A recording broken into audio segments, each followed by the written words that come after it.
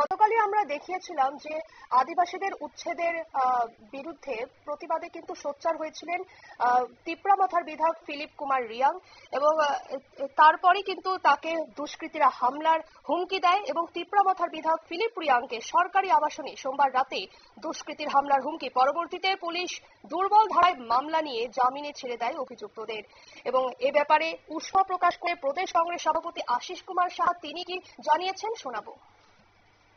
স্থলে যারা বসবাস করেন 2018 সালে সরকার পরিবর্তনের পর বিধায়ক আবাসস্থলগুলিতে নিরাপত্তাজনিত একটা ব্যাঘাত সবসময় লক্ষ্য করা গেছে।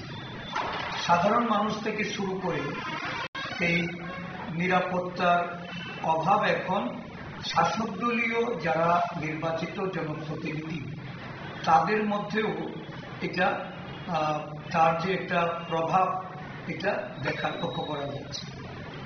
আমরা কিছুদিন আগে দেখেছিলাম যে বুদ্ধমন্দির স্থিতি বিরোধী দলের বিধায়ক সুদীপ রায় বর্মনের এই আবাসিক হোস্টেলে বিজেপি দলের কতিপয় সমাজ বিরোধী সহ তাদের দলের নেতৃত্বরা হামলা করেছেন, ভাঙচুর করেছেন এবং বিধায়ককে তারা মেরে ফেলার হুমকি দিয়েছে।